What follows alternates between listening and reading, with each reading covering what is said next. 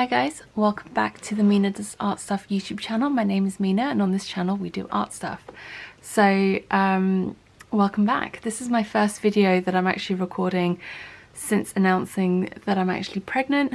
I haven't recorded a video for this channel since October, I want to say, or early November, because that's around the time I found out I was pregnant, and shortly after I became very ill with morning sickness. So I had to take a break from basically everything. So I'm back now. You'll have seen a couple of videos from me by now, I believe, but there was a previous video published for the beginner watercolor series that I've been doing, that I started before I got too ill to continue.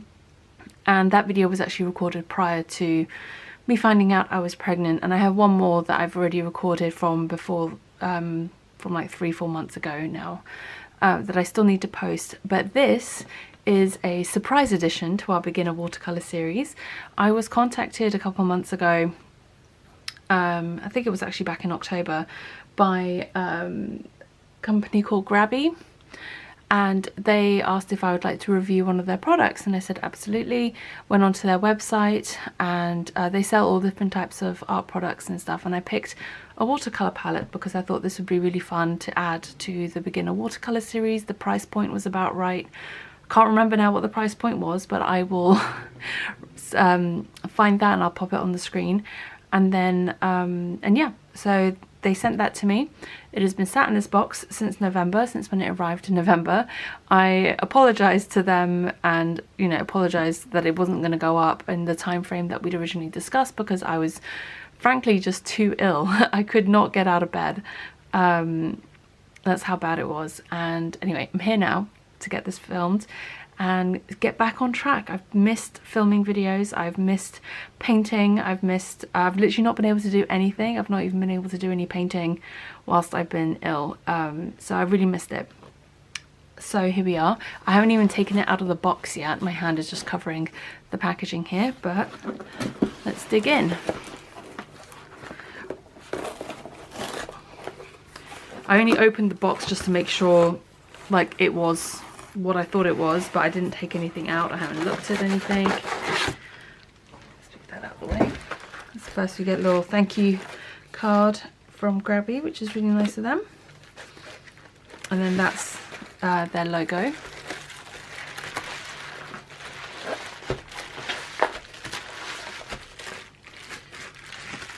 And this was the watercolor set that I selected. Just move this out of the way. It's the Miya Himi watercolor, solid watercolor set. So yeah, let's see what this is all about.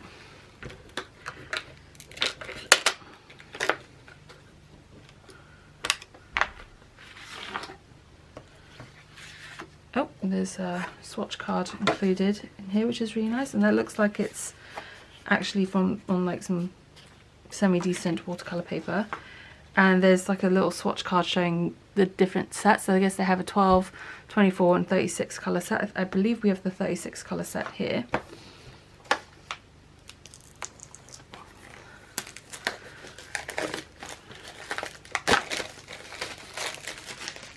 And I've seen these available with different colour sort of bases, but so it's got a clear lid, and then you've got your pans, these sort of lozenge shaped. So again, these are extruded pans that are in a thin sort of plastic container tray. There we go.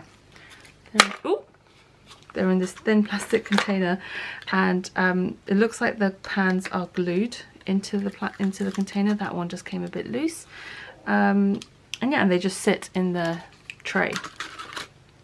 So actually I'm going to turn this around like that. I don't know why, to me that seems more logical.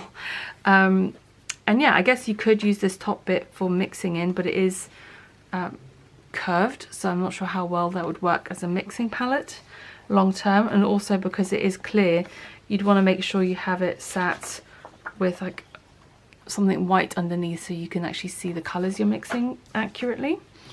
And yeah, okay, so those, oh geez, those are the watercolours that we're going to be looking at today, and I have already prepared our sheet like we have been using all along. Let me just label it. So this is the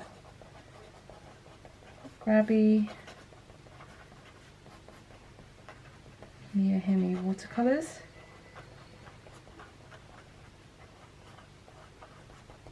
It's the 36 set. I can't give you a breakdown of the different pigment information or how many single pigments versus double pigments there are in this set, because there is literally no, this is all the information I have on the colours, and I don't even think there's any pigment information there. I think those are just the names in Chinese that I am not aware of. So I realised actually I forgot to put the black lines for the opacity, so I'm going to go do that, and then I will be back and we will start painting out these swatches. And I'll set this next bit to music just because I don't want it to be boring for you guys, and then I'll be back at the end once we've done all the swatches and everything, and once the paints have dried, then we'll talk about how they were to paint with, what I thought about them, colour, opacity, mixing, dispersion, all that good stuff. So I'll see you back, well, I'll see you after the swatching.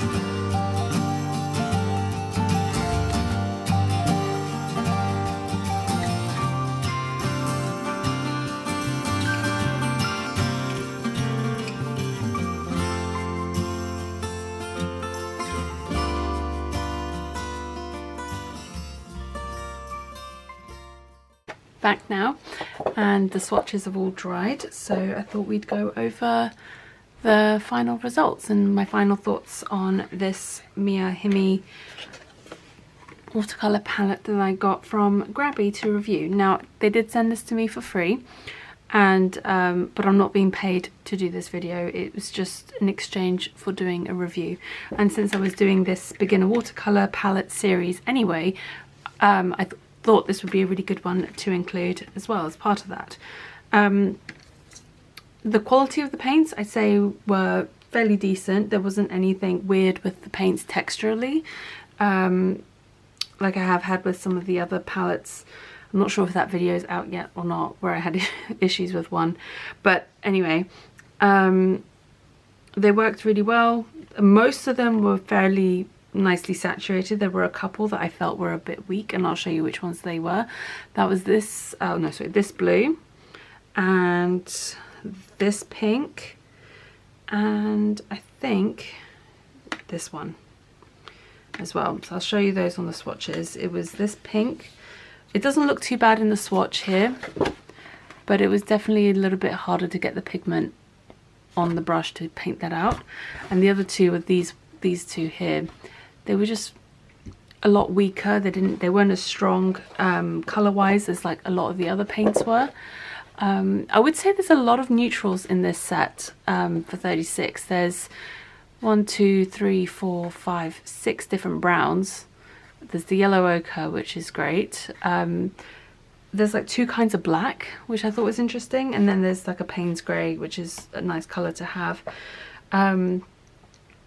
I don't know who necessarily needs 2 types of black and a white in the set, but and then also there's 2 types of purple here that are very similar. I'd say I thought this was more like a dioxazine violet, and then I painted this one and I'm like, these two look almost identical when they're dry. When they're wet, they look a bit different. This one looks more like an ultramarine violet, I guess. It's like a bit more blue than this one, but they pretty much serve the same purpose.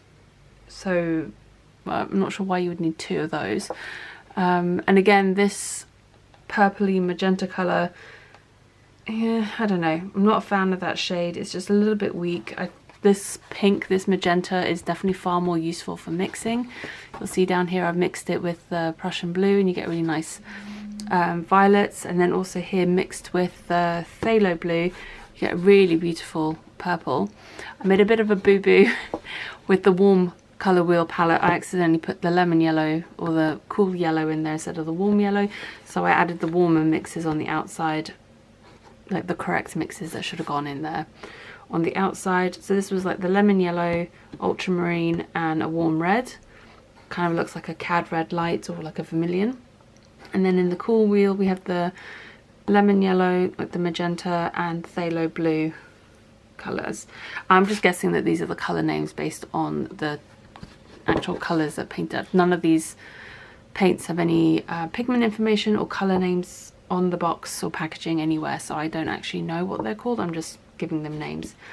And then we have a mix here between a warm yellow and Prussian blue, I believe it was. Yeah, it's really nice, like natural earthy greens. Then we have the neutralizing swatches. So this is the ultramarine and this brown. I'm not sure, it looks like a burnt umber, and get really nice neutrals there. Then I've got a red. I did this red with the one that looks the closest to like a viridian or like a phthalo green, and that again gets really nice darks in there. And then I did the purple, like the dioxazine violet, with a medium yellow, get some nice neutrally browns. And then I did the violet mix here as well. And then for the dispersion test, this paint disperses quite a lot, so you can see like they've really spread across the paper, across the swatches there. So yeah, I think this would be a great beginner set, or especially it'd be great as a set for someone who just wants to dabble a little bit here and there with watercolors, or maybe if you're more into like card making and things like that, where you're going to be stamping and you just want to paint it in, you don't want to worry too much about mixing, because you do get a huge variety of colors. But then also equally, the colors do mix very well as well, so that's also an advantage.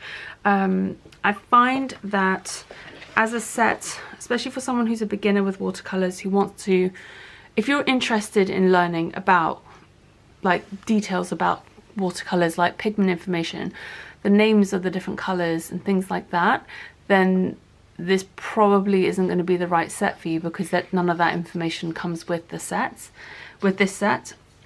So it would be hard to learn that with this set, whereas with a lot of the other sets we've been looking at, or at least with some of them anyway, they do come with pigment information, and they allocate color names, they allocate names to their colors. So if you're following along with a tutorial, it becomes a little bit easier to actually follow it and mix the right colors, or follow the instructions of the teacher or whatever, if that's what you're into. But if you're just in it for fun, just for painting with your kids, or like I said, making cards and things like that, this is a great set. And this is also a great set for a beginner, as long as you're not too hung up about knowing color names. Some people get really hung up on that.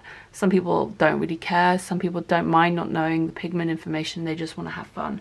So it really depends on what you're looking for. Overall, I think is a fairly nicely balanced set. I think it's a little bit heavy on the neutrals, in my opinion, for like a beginner set.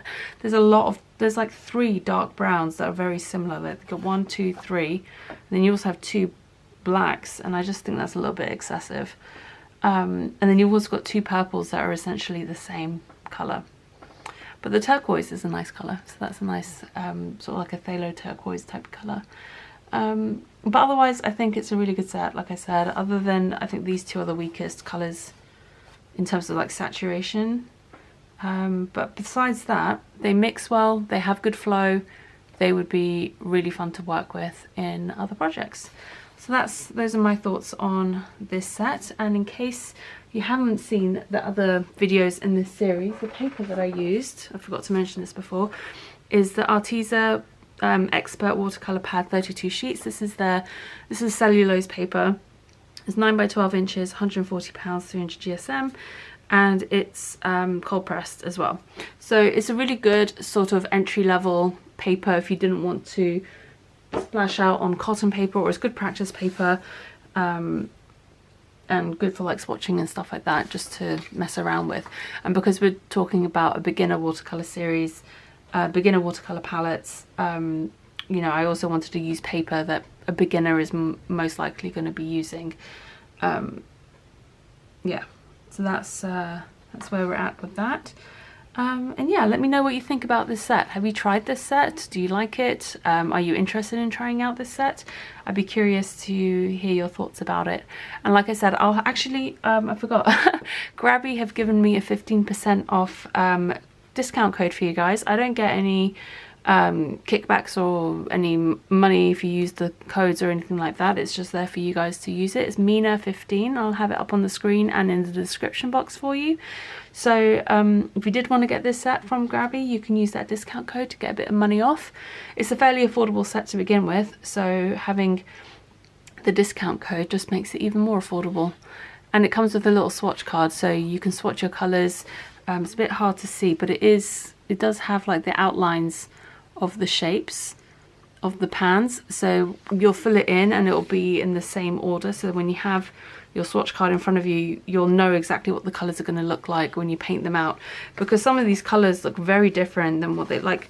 This is that purple and it looks almost black in the pan, but it's actually a purple. And like this one, this magenta is this colour here. They don't look the same, so a lot of colours look a lot darker in the pan form or in the solid form than they do on paper. So having a swatch card with any palette is always really helpful, because you can't always tell what the colour is just by looking at the dried paint. Alright, that's it for today. Thank you for joining me. If you enjoyed this video, please give it a thumbs up, leave me a comment, let me know what you think, and lastly, if you haven't already, please subscribe. I will see you guys in the next one. Take care. Bye!